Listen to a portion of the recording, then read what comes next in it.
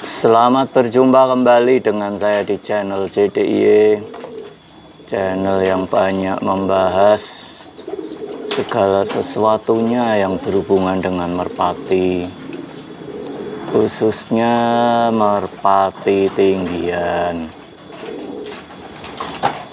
Jadi pada kesempatan kali ini saya akan membuat video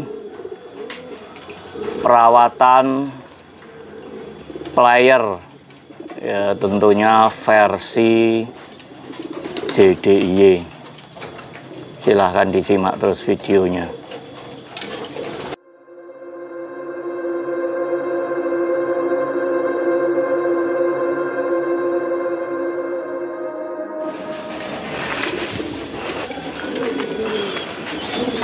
Kali ini saya akan membuat video mengenai perawatan harian,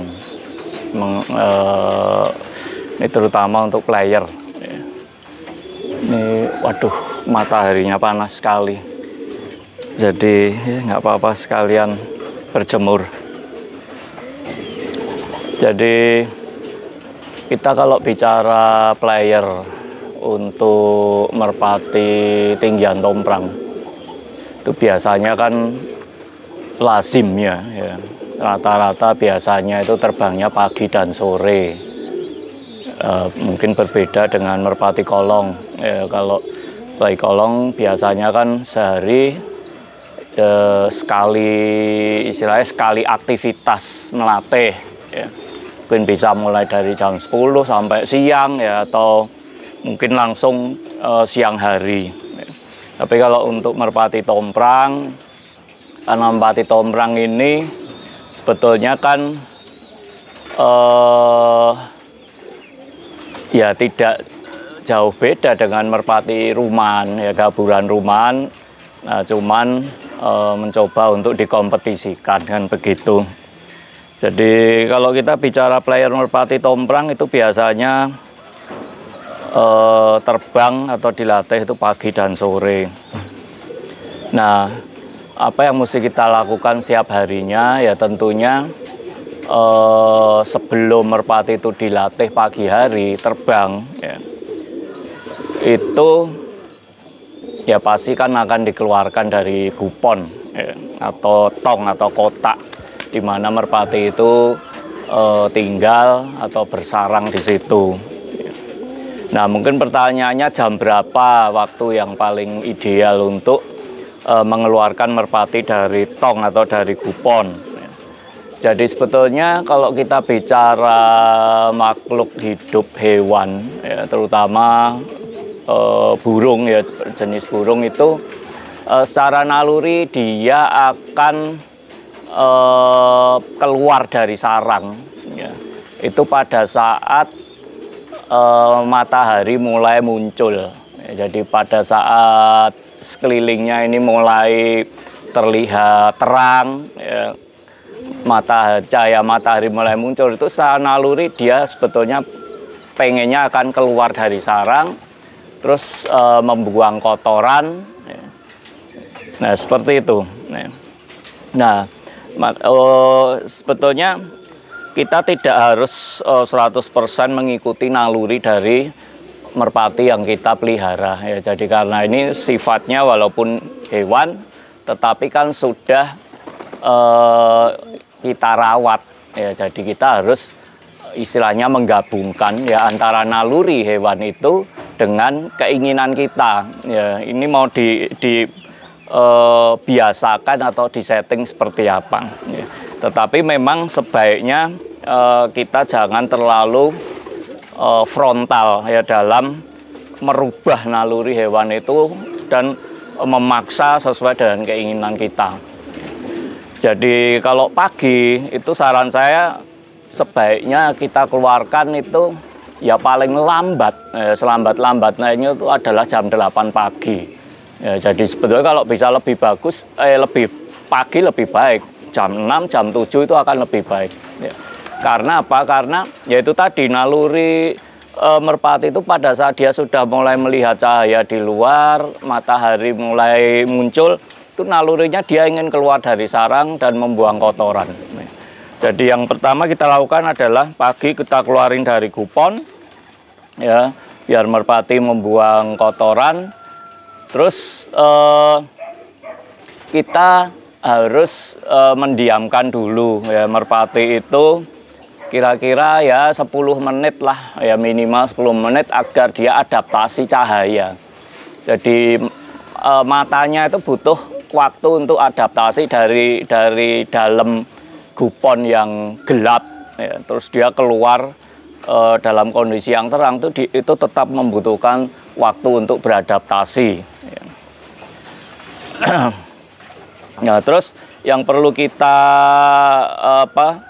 cek juga adalah kaki-kakinya, ya. Kalau memang ada kotoran, ya, ya teleknya. Telek itu bahasa Indonesianya apa, kotoran, ya, kotorannya. Nah, itu wajib kita cuci, ya, wajib kita cuci. Terus kita taruh di kurungan seperti ini. Jadi ini kita bicara player yang giring, ya. Nah, ini yang di dalamnya adalah betina-betinanya, ya. Terus yang di luar jantan, ya. Nah, terus sebelum kita terbangkan itu sebaiknya tetap kita kasih minum, ya, minum. Kalau saya sih, menurut saya tetap minum kita sediakan terus, ya, karena merpati pada dasarnya dia bisa menakar atau bisa memahami kebutuhan dirinya sendiri itu loh. Ya, jadi kalau dia memang butuh minum, dia akan minum. Kecuali merpati sakit, ya, kalau merpati sakit dia akan minum terus, ya. Tapi kalau merpati yang sehat, dia tahu kok kapan dia harus minum dan kapan dia tidak minum. Jadi sebaiknya air minum bisa disiapkan. Terus kita juga bisa sebarin makanan ringan istilahnya. Ya, biasanya sih pakai beras merah. Ya, sebarin sedikit aja supaya temboloknya tidak kosong 100%. Nah, yang perlu dilihat juga kalau pada saat mengeluarkan merpati dari kupon, kita juga bisa cek temboloknya, ya, apakah kosong. Kalau kosong, setiap pagi temboloknya kosong, sedangkan sorenya itu dia makan kenyang, itu tandanya pencernaannya sangat baik atau sehat. Nah, terus sebelum kita latih tadi sudah melalui proses adaptasi, ya, cahaya dari dalam kupon, dia keluar kurang lebih 10 menit adaptasi. Sebaiknya sebelum merpati itu diterbangkan, kita push up dulu. Kita push up, tujuannya apa merpati itu kita push up adalah kita bisa mendeteksi sejak dini merpati itu sebetulnya ada masalah atau tidak. Masalah itu macam-macam, ya, bisa masalah di sayap. Nah, kalau kita push up sejak dini sebelum kita terbangkan jauh, itu kita bisa mendeteksi, ya, oh ternyata ini sayapnya ada masalah. Ya, otomatis kita tidak terbangkan, ya. Atau juga semangat, nah, kalau bahasa Jawanya tuh karep, ya, karep dari merpatinya itu ada tidak. Nah, dari kita push up itu kita akan mengetahui, ya, merpati ini giringnya bagus, terus dia punya keinginan yang semangatnya baik atau tidak, itu bisa terdeteksi sejak dini, ya. Tetapi kalau kita tanpa push up dulu, kita kan tidak tahu, ya, kondisi merpatinya itu jangan-jangan ada masalah dengan sayapnya. Jangan-jangan merpati itu baru kurang sehat. Nah, tetapi langsung kita masukin ke kurungan gabur, kita bawa, kita terbangin. Nah, itu biasanya merpati itu pasti akan tidak kembali, ya, karena mungkin sayapnya bermasalah, akhirnya dia tidak bisa terbang atau mencok di atap. Terus kalau memang kondisi badannya ternyata juga kurang sehat, nah biasanya dia juga akan hinggap atau mencok di atap, ya, dan kemungkinan untuk pulang, ya, untung-untungan, ya. Tuh. Nah, setelah kita push up, ya, kita memastikan oh ini burung ini memang punya karep, ya, istilahnya punya semangat, punya keinginan untuk layak untuk kita terbangkan, baru kita mulai latih. Nah, untuk masalah latih, masalah jarak, itu kita sesuaikan. Nah, terus setelah proses melatih itu, ini kita bicara pagi ya. Setelah proses melatih merpati di pagi hari itu selesai, nah biasanya kalau pagi itu kan memang cuacanya panas ya. Seperti ini sekarang ini baru sekitar jam 8 ini. Ya ini panasnya seperti ini. Sedangkan kita melatih merpati itu bisa sampai jam 10, bisa sampai jam setengah 11 karena kadang terbang 2-3 kali.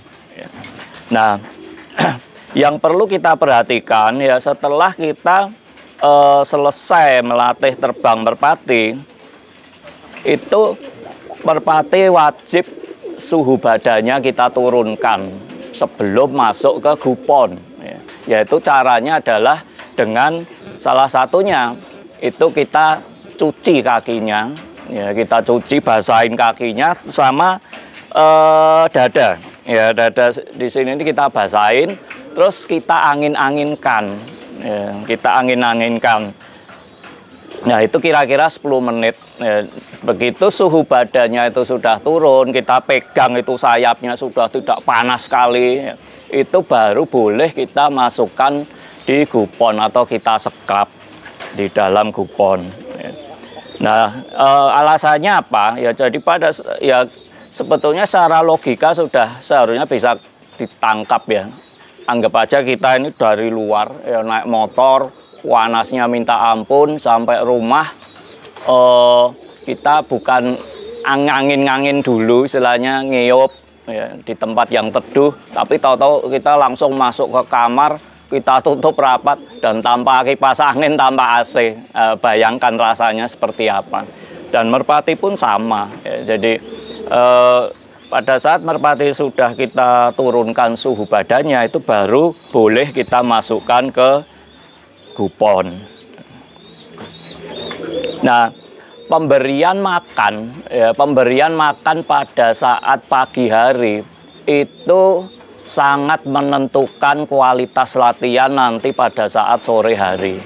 Jadi kita waktu memberi makan pada pagi hari itu harus dengan takaran yang pas. Yang pas itu dalam arti tidak boleh kurang, atau merpati itu tidak boleh lapar, tidak boleh kurang, tapi juga tidak boleh kekenyangan. Jadi kalau merpati itu kurang makannya pada saat pagi hari setelah latihan, itu efeknya adalah di sore dia tidak ada tenaganya. Ya karena pada saat dia latihan sore atau terbang sore hari, dia membutuhkan energi. Dan energi itu hanya didapat dari makanan yang dia konsumsi di pagi hari. Tetapi kalau pagi hari itu terlalu kenyang, ya, terlalu kenyang sekali, nah itu efeknya nanti di sore temboloknya masih banyak isinya. Nah itu akan mengganggu kinerja dari burung itu sendiri. Ya, sama juga kita terlalu kenyang suruh lari ya besesek ya, bisa perut kita sakit itu. Dan merpati juga gitu. Ya, jadi usahakan sore itu temboloknya juga sudah habis ya. Tapi sebisa mungkin sih memang seharusnya jangan kosong sekali ya. Jadi makanya pemberian makan pada pagi hari itu sangat-sangat menentukan bagaimana kualitas latihan di sore hari. Ya, jadi harus cukup, makannya harus cukup kenyang ya, tapi tidak berlebihan sehingga sore hari temboloknya tidak penuh ya pada saat kita latih. Nah, kalau biasanya kalau waktu lomba itu supaya energi, supaya tenaganya itu semakin baik di sore hari, itu pagi setelah latihan kita kasih kacang tanah. Jadi kacang tanah ini memberikan energi yang cukup baik ya untuk merpati. Jadi kita bisa memberikan pagi hari itu kacang tanah bisa 10 butir. Ya, 10 butir kacang tanah, kalau dia tidak mau makan sendiri kita lolohkan aja. Ya.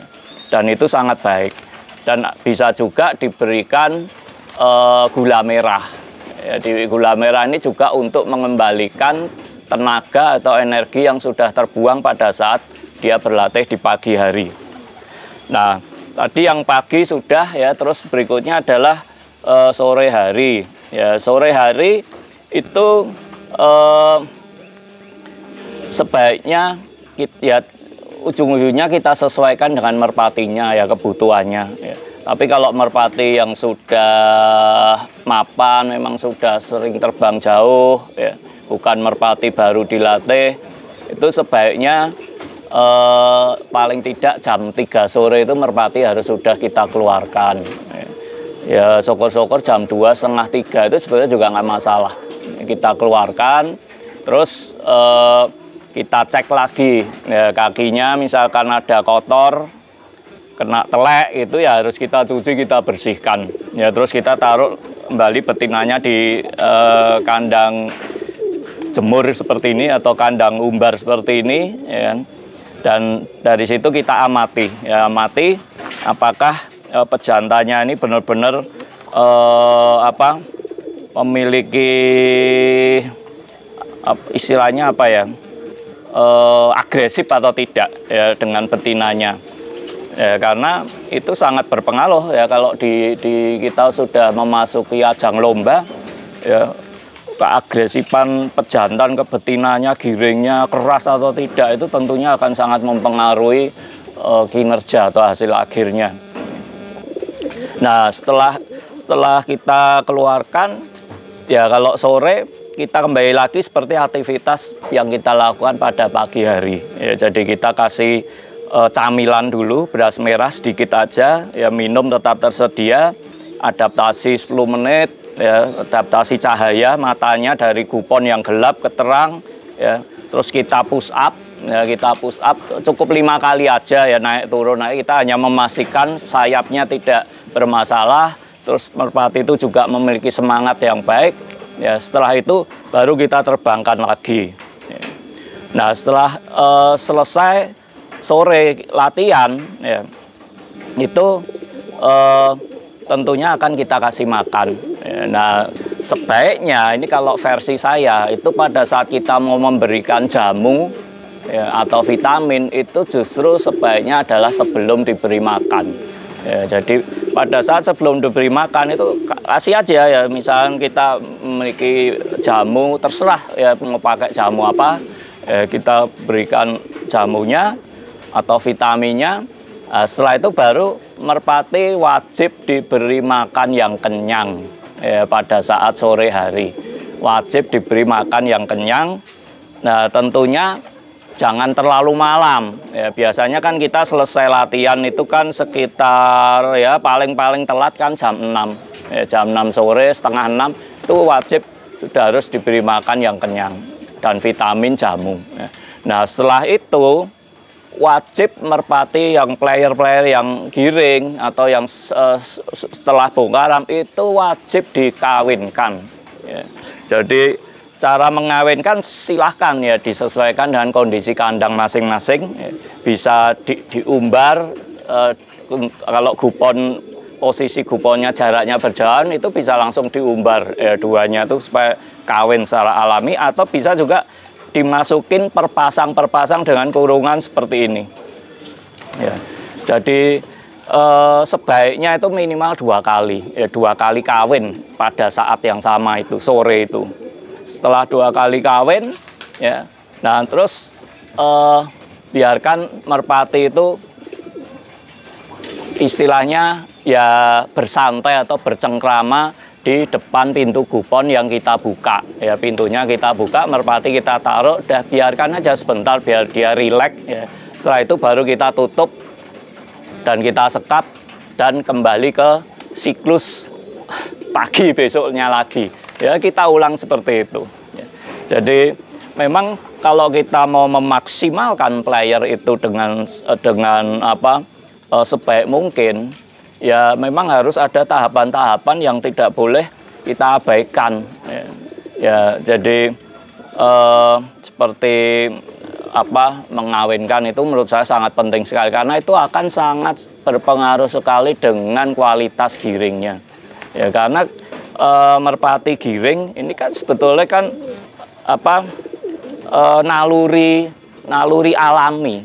Karena apa? Karena yang betinanya ini masa-masa proses akan bertelur ya. Nah, itu baru merpati pasti akan giring.